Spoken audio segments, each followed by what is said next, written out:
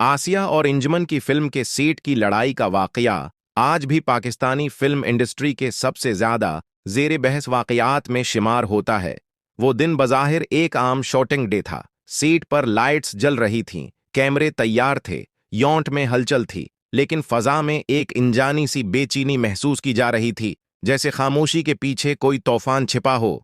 अगर आप ये दिलचस्प स्टोरी और वाकया मुकम्मल सुनना चाहते हैं तो हमारे चैनल को सब्सक्राइब करें और हमारे साथ जड़े रहें। आसिया और अंजुमन दोनों इस वक्त अपने करियर के उरूज पर थीं। दोनों की पहचान मजबूत थी, दोनों के चाहने वाले बेशुमार थे, और दोनों ही किसी सूरत ये बर्दाश्त करने को तैयार नहीं थीं कि सीट पर किसी एक को दूसरी पर फौकियत दी जाए। यही वो खामोश मुकाबला था जो काफी उरसे से अंदर ही अंदर पल रहा था।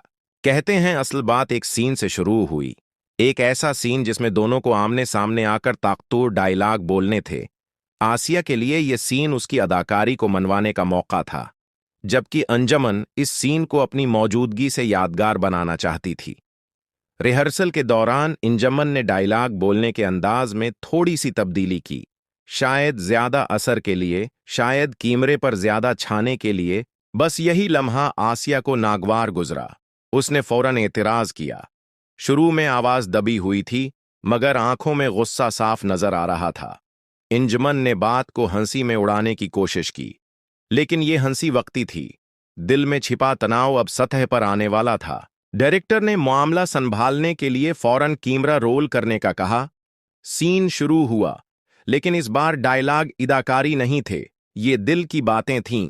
आवाजें बुलंद होने लगें, लहजा तल्ख होता चला गया, और कट होने से पहले ही दोनों के दरमियान तिकरार शुरू हो गई। आसिया ने गुस्से में कहा कि ये मेरा सीन है, मेरी मेहनत है, तुम हर बार बीच में क्यों आती हो? उसकी आवाज कांप रही थी। अंजुमन ने पलटकर जवाब दिया कि फिल्म किसी एक की जागीर नहीं, सब बराबर होते हैं। ये जुमला सुनते ही माहौल मजीद बगड़ गया। सेट पर अचानक सन्नाटा छा गया। लाइट्स तो रोशन थीं, मगर फजा में सर्द मेहरी उतर चुकी थी। यूंट के लोग एक दूसरे को देख रहे थे। किसी को समझ नहीं आ रहा था कि बीच में पड़े या खामोश रहे, और फिर बात लफ्जों से आगे निकल गई। आसिया की आंखों से आंसू बहने लगे। वो जज्बाती हो गई। उसने कहा कि मैंने उस इंडस्ट्री को अपनी जवानी दे दी, अपना सब कुछ कुर्बान किया, और आज मुझे कमजोर साबित करने की कोशिश की जा रही है। उसके अल्फाज में बरसों का दर्द छिपा हुआ था। अंजुमन भी खामोश न रह सकी, इसकी आवाज भी भर आई। उसने कहा कि यहां पहुंचना मेरे लिए भी आसान नहीं था। मैंने भी जदोजहद की है, मैं भी इज्जत चाहती हूं। दोनों के अल्फाज तीर बनकर एक दूसरे के दिल पर लग रहे थे। बात इस हद तक पहुंच गई कि मेकअप स्टाफ और असिस्टेंट्स को बीच में आना पड़ा। किसी ने आसिया को पीछे किया, किसी ने अंजुमन को रोका। डायरेक्टर बार बार कह रहा था कि यह फिल्म का सेट है, यहां लड़ाई मत करो, मगर जज्बात काबू से बाहर हो चुके थे। ये लड़ाई सिर्फ दो अदाकाराओं के दरमियान नहीं थी, ये इस दबाव की तस्वीर थी जो इस दौर की फिल्म इंडस्ट्री में फनकारों पर होता था।